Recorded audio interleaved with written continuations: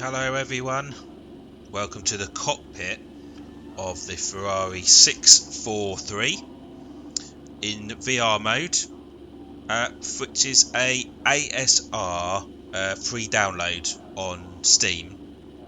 And for those that are not really up on their sort of historic Formula 1 cars, just a bit of history kind of thing around it. So we're looking at the very sticky Goodyear tyres that they used to run on these bad boys. We are, by the way, before we go into too much detail about the car, this is Imola. So this is another free download. So the track's a free download and the car is a free download. So it's worth checking out if you got the game. And as I say, we're in VR mode. I'm using the Oculus Rift as we pull out the pits. And we are going to go for a very slow outlap of the circuit to try and get used to it. I'll be honest, this is pretty much my first attempt to drive in this car, but what I can say is it sounds absolutely, I tell you what, just amazing, the sound of these cars, and just miss it so much. The new cars today are just awful sounding, to be honest, but these were just completely different. And also, let's not forget, in my personal opinion, I think these are a lot harder to drive back in the day than the cars of today. I think, some of the drivers have even suggested that today's cars are just so easy to drive compared with these. It's just completely different. And hats off to those that were driving back at the time, so people like Ayrton Senna, etc. But the Ferrari 643 that we're driving here was driven by John Alesi and Alan Prost. So just for some information there, the Ferrari 643 was not a successful car, to be honest. It looked fantastic. It looked like it cut through the air really nicely, some fantastic aerodynamic on it. Unfortunately, it sort of came about partway through the season. The 642 started the 1991 season, and then the 643 joined the season in the middle, so they basically had two cars running. It completed 10 races, it had no wins, no poles and no fastest laps, so a bit of an embarrassment on behalf of Ferrari there. Unfortunately, this car was built and run at the time where Ferrari was going through a massive problem with restructure. The team was effectively in a bit of disarray, to be honest, and it didn't go down well at all.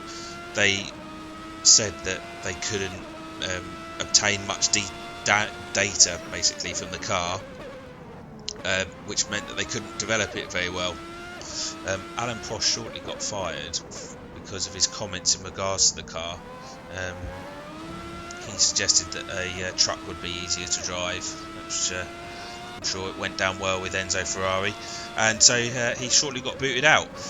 But anyway, so that's a tiny bit of history in regards to the car. Being a Ferrari fan, it would be something that I would love to drive, love to have seen in person. But yeah, we're on our first flying lap as we're coming through the Variante Alta.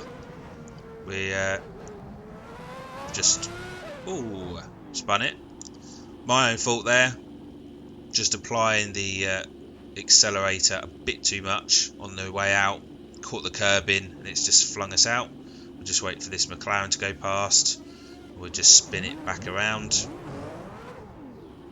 So, although I've got stability control is on, if I took it off, all hell would break loose and I would not probably be able to control the car whatsoever. So we'll give it another shot. We'll just slow down a bit and we'll go for it again. Start the lap again.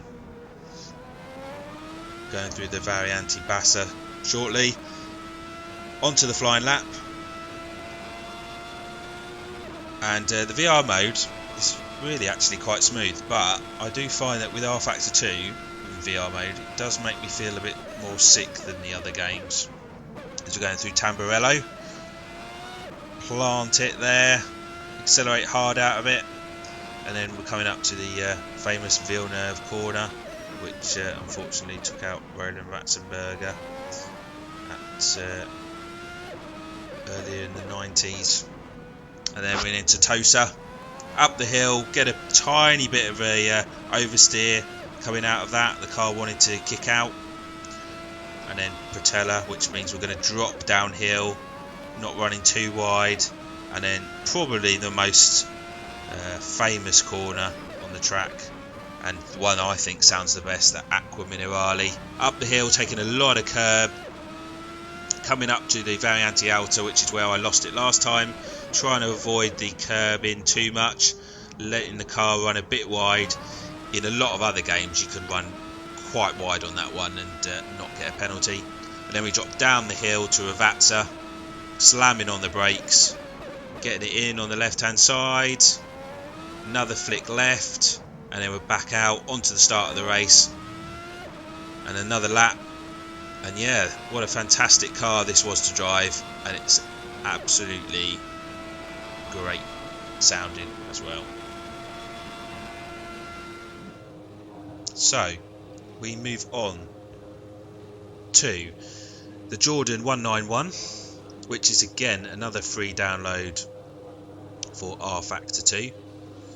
Again, we're at Imola, and for those that again don't really know too much about the car, this seems to have got a bit of history behind it, because it was the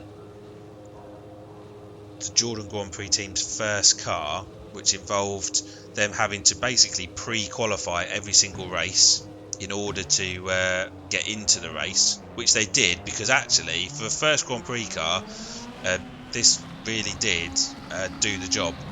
And it's got quite an iconic livery really. It's in the sort of green colours of Ireland, and a 7-Up as well. And I think it amazed how many people just how well it did. Although it did 16 races and only did one fastest lap, the car itself was driven by Bertrand Gachot, Michael Schumacher, Roberto Moreno, Alessandro Zanardi and Andre De Cesaris. It was powered by a Judd engine and subsequently a Cosworth Ford engine. You can hear, I don't know if you can, just turn up the volume a bit, the clunk of the gearbox as you go through the gears. Doesn't sound as nice as the Ferrari, but again, it's an iconic car. You could almost say it's got a bit of a... It launched Michael Schumacher's career big time. However, it destroyed Bertrand Gachot's career because bizarrely he sprayed CS gas into the face of a taxi driver in London, and unfortunately it meant that he lost his drive for the team. So yeah, but fantastic to drive this type of car. It kind of drives very similar to the Ferrari, but it just doesn't sound as good. So we're going to go and start a flying lap with this one. But some iconic sponsorship really, you know, Fuji being the camera company as well. They were trying to get Camel on board, but that obviously failed. But this certainly launched Eddie Jordan big time into the world of Formula 1. So going to Tamburello, taking that a lot quicker than in the Ferrari, just building up my confidence now. Ready for Villeneuve, clip the inside, run a bit wide into Tosa. Probably could go a bit quicker. We'll see if the car steps out when we accelerate. Yeah, there we go. Steering wheel slightly moves, bit of oversteer as we go up the hill. Take the inside, run wide. No, just about to keep it in there. Down the hill, into Acqua Minerale.